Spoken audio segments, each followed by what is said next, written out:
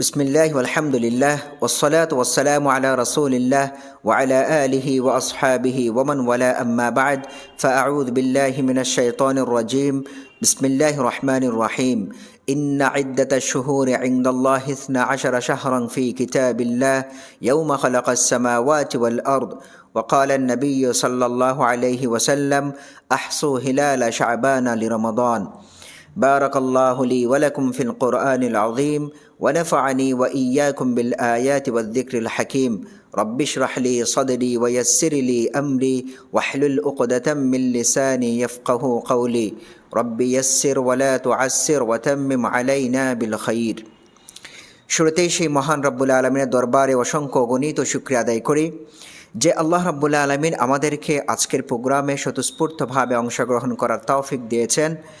এজন্য সেই মহান মনিবের দরবারে কালিমাতুর শুকুর আদায় করি, পড়ি আলহামদুলিল্লাহ। আজকের এই প্রোগ্রামে আমরা কথা বলার জন্য আলোচ্য বিষয় নির্ধারণ করেছি শাবান মাসের ফজিলত ও করণীয় আমল। আমরা ধারাবাহিকভাবে নবী করিম সাল্লাল্লাহু আলাইহি ওয়াসাল্লাম এই শাবান মাসে কী কী আমল করতেন এবং উম্মতদেরকে কী কী আমল করার নির্দেশ দিতেন, আমরা ধারাবাহিকভাবে এই বিষয়গুলো আলোচনা করব। শাবান মাসের করণীয় আমলগুলোর মাঝে 1 নম্বর আমল হলো চাঁদ দেখা। নবী করিম সাল্লাল্লাহু আলাইহি ওয়াসাল্লাম তিনি সব সময় চাঁদ দেখার ব্যাপারে সচেতন থাকতেন। যখন এই নতুন মাসের চাঁদ উদিত হতো, নবী করিম সাল্লাল্লাহু আলাইহি ওয়াসাল্লাম তিনি চাঁদ দেখতেন আর চাঁদ দেখার পর একটি দোয়া পড়তেন। হাদিসের মধ্যে এসেছে আন্না নবী সাল্লাল্লাহু আলাইহি ওয়াসাল্লাম কানা ইযা রাআল হিলাল ক্বালা আল্লাহুম্মা আহিল্লাহু আলাইনা বিল ইয়ুমনি ওয়াল ঈমান ওয়াস সালামাতি ওয়াল ইসলাম রব্বি ওয়া রাব্বুকাল্লাহ। নবী করিম সাল্লাল্লাহু আলাইহি ওয়াসাল্লাম তিনি যখন এই চাঁদ দেখতেন তখন তিনি এই দোয়াটা পড়তেন। শাবান মাসের 2 নম্বর আমল হলো শাবান মাসের দিনগুলোর হিসাব করে রাখা। নবী করিম সাল্লাল্লাহু আলাইহি ওয়াসাল্লাম শাবান মাসের দিন গণনাকে এতটাই গুরুত্ব দিয়েছেন, অন্য কোনো মাসের দিন গণনাকে ততটা গুরুত্ব দেননি। কানা রাসূলুল্লাহ সাল্লাল্লাহু আলাইহি ওয়াসাল্লাম ইয়াতাহাফফাযু মিন হিলালি শাবান মা লা ইয়াতাহাফফাযু মিন গায়রিহি। নবী করিম সাল্লাল্লাহু আলাইহি ওয়াসাল্লাম তিনি শাবান মাসের মাস গণনার ক্ষেত্রে এতটা গুরুত্ব প্রদান করেছেন যে অন্য কোনো মাসের মাস গণনার ক্ষেত্রে ততটা গুরুত্ব দেননি। শুধুমাত্র তিনি নিজে গুরুত্ব দিতেন না, উম্মতদেরকেও সাহাবায়ে কেরামদেরকেও এই মাসের মাস গণনা করে রাখাকে, দিন তারিখ গণনা করে রাখাকে বেশি গুরুত্ব দিয়েছেন।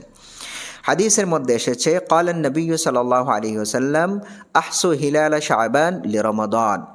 নবী করিম সাল্লাল্লাহু আলাইহি ওয়াসাল্লাম তার উম্মতদেরকে নির্দেশ দিয়ে গেছেন, তোমরা রমাদান মাসের জন্য এই শাবান মাসের দিনগুলোকে ভালো করে গণনা করে রাখো। তাহলে নবী করিম সাল্লাল্লাহু আলাইহি ওয়াসাল্লাম শাবান মাসের 2 নম্বর যে কাজটি করতেন সেটি হলো তিনি নিজেও শাবান মাসের দিনগুলোর হিসাব করে রাখতেন এবং উম্মতদেরকেও দিনগুলোর হিসাব করে রাখতে নির্দেশ প্রদান করতেন। শাবান মাসের 3 নম্বর আমল হলো বেশি বেশি আল্লাহ তাআলার কাছে রমাদান মাস পর্যন্ত পৌঁছার জন্য দোয়া করা। রাসূল সাল্লাল্লাহু আলাইহি ওয়াসাল্লাম রজব মাস প্রবেশ করার পর থেকেই আল্লাহ তাআলার কাছে দোয়া করা শুরু করতেন। হাদিস শরীফের মধ্যে এসেছে কানা রাসূলুল্লাহ সাল্লাল্লাহু আলাইহি ওয়াসাল্লাম ইযা দাখালা রজব, রাসূল সাল্লাল্লাহু আলাইহি ওয়াসাল্লাম যখন রজব মাস আসতো তখন তিনি পড়তেন আল্লাহুম্মা বারিক লানা ফি রজব ওয়া শাবান ওয়া বাল্লিগনা রমাদান। হে আল্লাহ, আমাকে রজব এবং শাবান মাসে বরকত দান করুন এবং রমাদান পর্যন্ত আমাকে হায়াত বাড়িয়ে দিন। তাহলে শাবান মাসের 3 নম্বর করণীয় আমল হলো বেশি বেশি আল্লাহ তাআলার কাছে দোয়া করা। শাবান মাসের করণীয় আমলগুলোর মাঝে 4 নম্বর আমল হলো বেশি বেশি নফল সিয়াম পালন করা। রাসূল সাল্লাল্লাহু আলাইহি ওয়াসাল্লাম এই শাবান মাসে সবচেয়ে বেশি নফল সিয়াম পালন করতেন। হাদিসের মধ্যে এসেছে আন উম্মে সালামা রাদিয়াল্লাহু তাআলা আনহা ক্বালাত, উম্মে সালামা রাদিয়াল্লাহু তাআলা আনহা বলেন, মা রাআইতুন নাবিয়্য সাল্লাল্লাহু আলাইহি ওয়াসাল্লাম ইয়াসুমু শাহরাইনি মুতাতাবিআইন ইল্লা শাবান ওয়া রমাদান। উম্মে সালামা রাদিয়াল্লাহু তাআলা আনহা বলেন, আমি রাসূল সাল্লাল্লাহু আলাইহি ওয়াসাল্লামকে রমাদান এবং শাবান এই 2 মাস ছাড়া আর অন্য কোনো মাসে ধারাবাহিকভাবে সিয়াম পালন করতে দেখিনি। অর্থাৎ রাসূল সাল্লাল্লাহু আলাইহি ওয়াসাল্লাম এই 12 মাসের মাঝে রমাদান এবং শাবান এই 2 মাস ধারাবাহিকভাবে তিনি সিয়াম পালন করতেন। অন্য আরেকটি হাদিসের মধ্যে এসেছে লাম ইয়াকুনিন নবিয়্যু সাল্লাল্লাহু আলাইহি ওয়াসাল্লাম ইয়াসুমু শাহরান আকসারা মিন শাবান।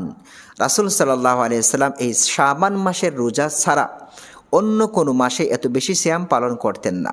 ফাইন্নাহু কানা ইয়াসুমু শাবান কুল্লাহ, তিনি এই শাবান মাসের যেন পরিপূর্ণটাই সিয়াম পালন করতেন।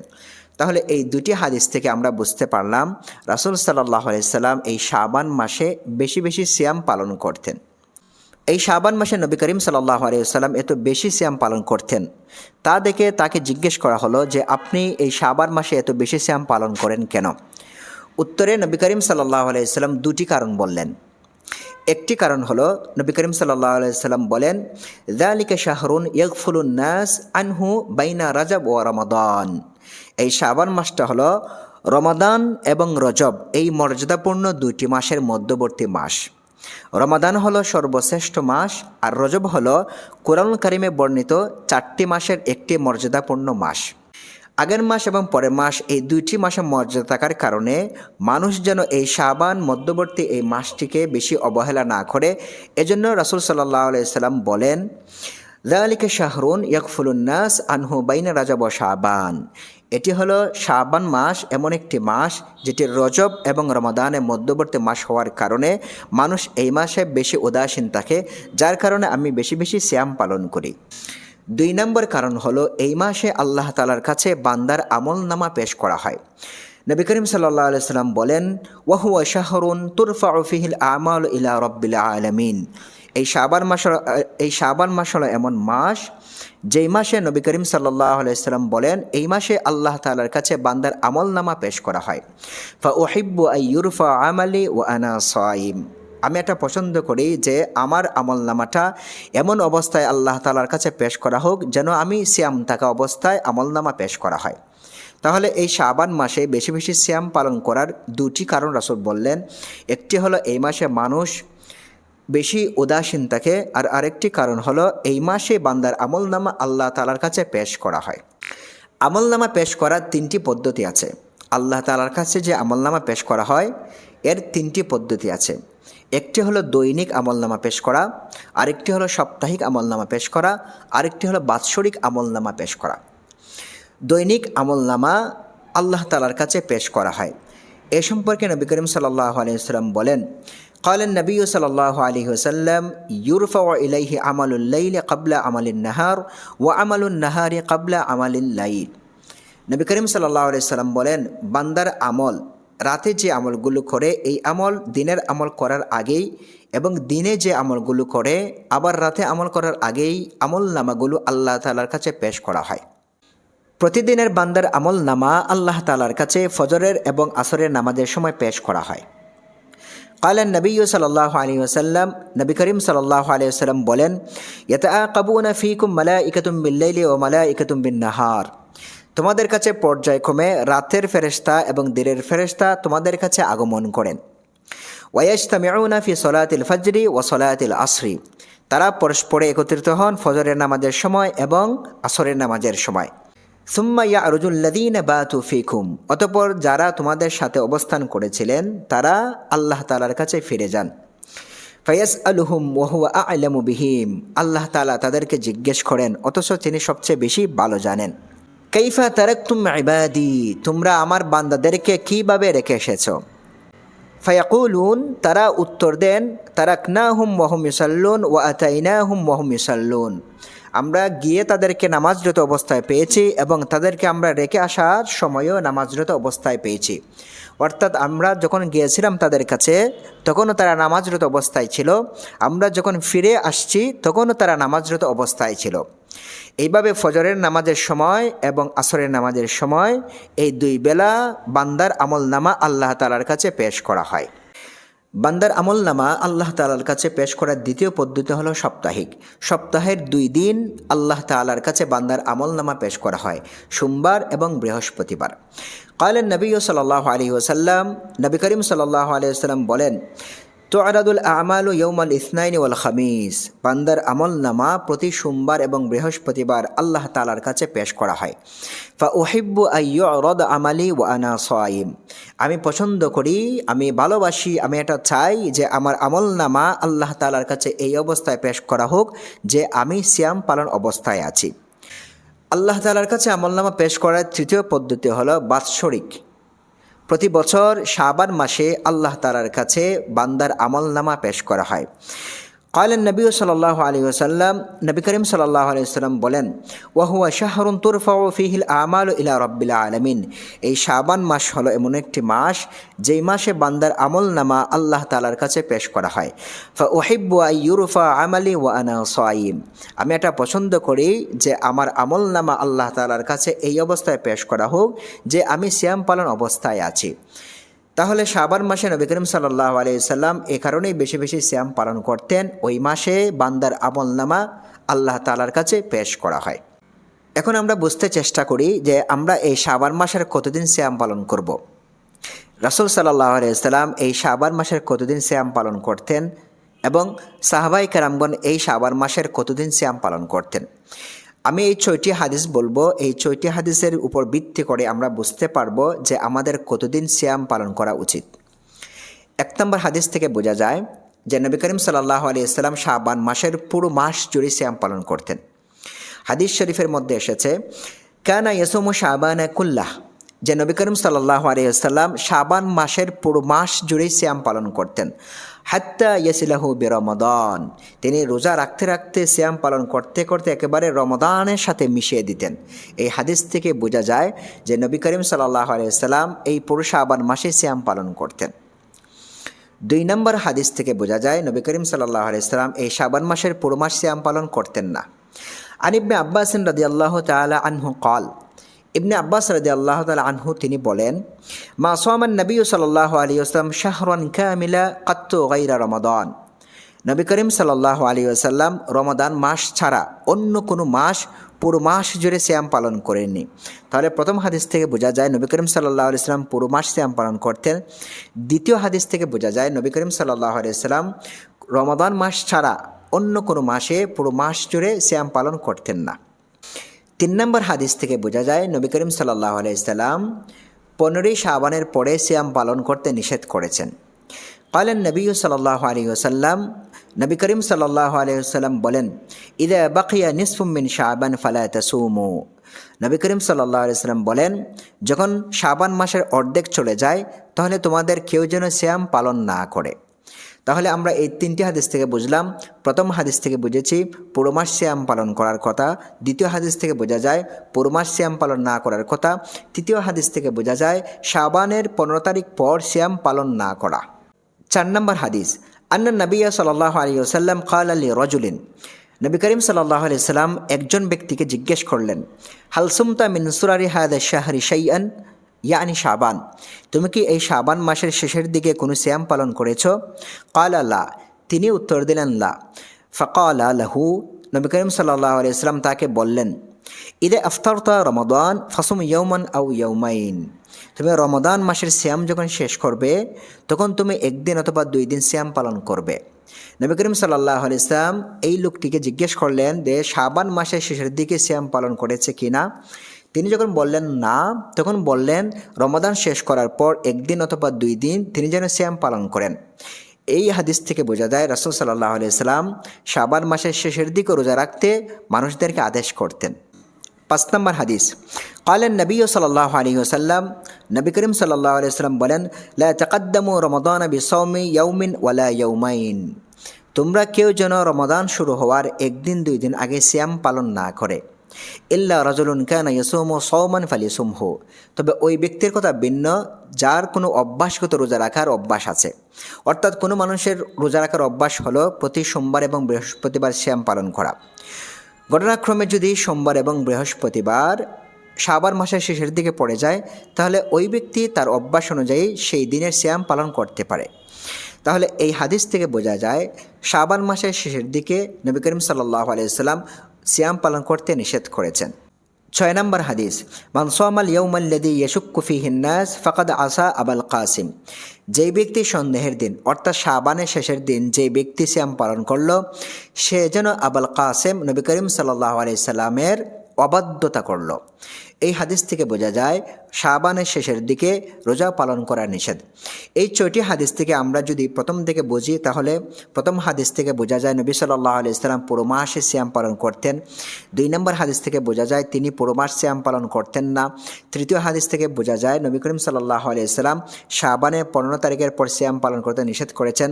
4 নম্বর হাদিস থেকে বোঝা যায় শাবানের শেষের দিকে সিয়াম পালন করার নির্দেশ দিতেন। 5 নম্বর হাদিস থেকে বোঝা যায় শেষের দিকে সিয়াম পালন করতে নিষেধ করেছেন। 6 নম্বর হাদিস থেকে বোঝা যায় সন্দেহের দিন শাবানের শেষের দিন সিয়াম পালন করতে রাসূল সাল্লাল্লাহু আলাইহি ওয়াসাল্লাম নিষেধ করেছেন। এই 6টি হাদিসের উপর ভিত্তি করে আমরা বলতে পারি যে নবী করিম সাল্লাল্লাহু আলাইহি ওয়াসাল্লামের শাবানের অধিকাংশ দিন সিয়াম পালন করতেন। এখন আমরা যারা সাধারণ মানুষ আছি তাদের উচিত হলো আমরা শাবানের এই পরিমাণ সিয়াম পালন করা, যে পরিমাণ সিয়াম পালন করলে পরবর্তী সময়ে রমজান মাস আওয়ার পর যেন আমাদের সিয়াম পালন করতে কোনো অসুবিধা না হয়। যদি কারো এমন হয় যে পুরো মাস শাবান জুড়ে যদি আমরা সিয়াম পালন করি, তাহলে রমাদান মাসে সিয়াম পালন করতে আমাদের কোনো সমস্যা হবে না, তাহলে আমরা পুরো শাবান মাস জুড়ে সিয়াম পালন করতে পারবো। আর যদি কারো এমন মনে হয় যে আমি যদি শাবানের শেষের দিকে সিয়াম পালন করি তাহলে রমাদান মাসে সিয়াম পালন করতে আমার কষ্ট হবে, অসুবিধা হবে, তাহলে ওই ব্যক্তির জন্য শাবান মাসের শেষের দিকে সিয়াম পালন করা ঠিক হবে না। এটা আমরা ব্যক্তির উপর নির্ভর করে আমরা নির্ধারণ করব যে শাবানের কতদিন সিয়াম পালন করব। তাহলে শাবান মাসের 4 নম্বর আমল ছিল বেশি বেশি সিয়াম পালন করা। আমরা এই হাদিসগুলো থেকে বুঝলাম নবী করিম সাল্লাল্লাহু আলাইহি ওয়াসাল্লাম শাবান মাসে সবচেয়ে বেশি সিয়াম পালন করতেন। আল্লাহ তাআলা আমাদেরকে বেশি বেশি সিয়াম পালন করার তৌফিক দান করুন। শাবান মাসের 5 নম্বর আমল হলো বিগত রমাদান মাসের কোনো রোজা যদি কাজা হয়ে থাকে তাহলে শাবান মাসে তা আদায় করে নেওয়া।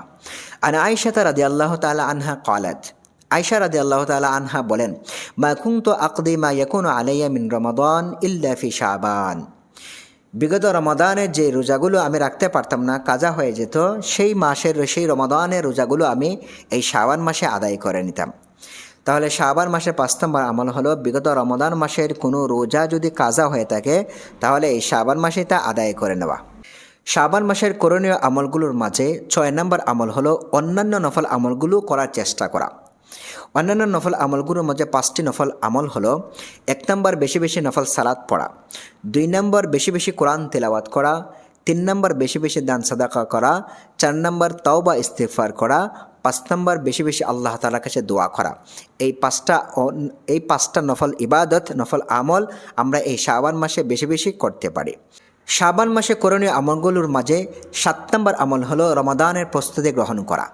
আমরা শাবান থেকে যদি রমাদান মাসের প্রস্তুতি গ্রহণ করি তাহলে আমরা রমাদান মাসটিকে প্রোডাক্টিভ করতে পারবো, রমাদান মাসটিকে ভালো করে কাটাতে পারবো। আমরা 5টি পদ্ধতি অবলম্বন করে আমরা রমাদানের প্রস্তুতি গ্রহণ করতে পারি। 1 নম্বর হলো মাসাইল শিখা।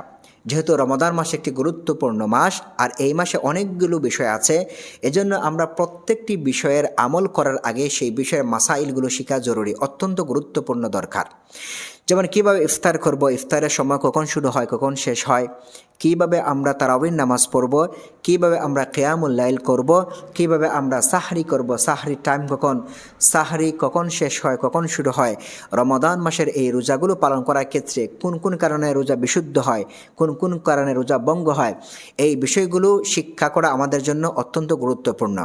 এজন্য রমাদানের প্রস্তুতি হিসাবে আমরা 1 নম্বরে মাসাইলগুলো শিখতে পারি। 2 নম্বর হলো আমরা কোরআন তেলাওয়াত বিশুদ্ধভাবে শেখার চেষ্টা করব। আমাদের মাঝে এমন অনেক আছেন যারা সারা বছর কোরআন শরীফ পড়তে পারেন না, সারা বছর কোরআন কারিম পড়ার সুযোগ হয় না। রমাদান মাস যেহেতু একটা মাস, এটা হচ্ছে কোরআন তেলাওয়াতের মাস, কোরআন নাজিলের মাস, এজন্য আমরা কোরআনুল কারিমের বেশি বেশি তেলাওয়াত এই রমাদান মাসে করে থাকি। সেই হিসেবে এখন থেকে আমাদেরকে রমাদান মাসের প্রস্তুতি হিসাবে আমাদের বিশুদ্ধ কোরআন তেলাওয়াত শিখতে হবে, বিশুদ্ধভাবে কোরআন শেখার চেষ্টা করতে হবে। 3 নম্বর আমরা যে কাজটি করতে পারি, আমাদের কাজের একটি নির্ধারিত রুটিন করতে পারি, যে রমাদান মাসের আমার দৈনিক কাজগুলো কোন সময় কোন কাজ কখন করব। আমরা যদি রমাদান মাসের জন্য এই কাজগুলো রুটিন করে রাখি তাহলে আমরা অন্যান্য কাজে বেশি সময় দিতে পারবো এই কাজগুলো রুটিন অনুযায়ী করার পর। 4 নম্বর হলো আমরা ইবাদতের রুটিন করা। আমরা সাধারণ কর্মের রুটিন করব, এর পাশাপাশি ইবাদত করার জন্য আমরা একটি রুটিন করব যে আমি রমজান মাসে এই ইবাদতগুলো এই টাইমে করব, কোরআন তেলাওয়াত এই টাইমে করব, সালাত নফল সালাত এই টাইমে পড়ব, নফল ইবাদত এই টাইমে পড়ব, দোয়া আজকার এই টাইমে করব। এইভাবে আমরা রমাদান মাসের পুরো মাস জুড়ে কোন আমলটি কোন সময় করব, এর জন্য এখন থেকে আমাদেরকে একটি রুটিন করে নিতে হবে। আমরা যদি রুটিন করে নিতে পারি তাহলে আমাদের রমাদানের এই কাজগুলো করতে সহজ হবে। আর 5 নম্বর এবং সর্বশেষ হলো নিয়ত পরিশুদ্ধ করা। রমাদান মাসে আমরা সিয়ামগুলো পালন করব, যত আমল করব এই আমলগুলো যেন একমাত্র আল্লাহ তাআলা রাজি এবং খুশি করার জন্য করতে পারি, যেন আল্লাহ তাআলা সন্তুষ্টি লাভের জন্যই করতে পারি। এজন্য আমাদের নিয়তকে পরিশুদ্ধ করতে হবে। এই হলো শাবান মাস উপলক্ষে করণীয় আমলগুলোর মধ্য থেকে 7টি আমল। আমরা যেন এই আমলগুলো যথাযথভাবে আল্লাহ তাআলাকে রাজি এবং খুশি করার জন্য করতে পারি। এই আমলগুলো করার মাধ্যমে যেন ইহকালীন কল্যাণ এবং পরকালীন মুক্তি আমরা লাভ করতে পারি। আল্লাহ তাআলা আমাদেরকে তৌফিক দান করুন, আমিন। ওয়ামা আলাইনা ইল্লাল বালাগুল মুবিন। সুবহানাকাল্লাহুম্মা ওয়া বিহামদিকা আশহাদু আল্লা ইলাহা ইল্লা আনতা আস্তাগফিরুকা ওয়া আতুবু ইলাইক। ওয়া আখিরু দাওয়ানা আনিল হামদুলিল্লাহি রাব্বিল আলামিন।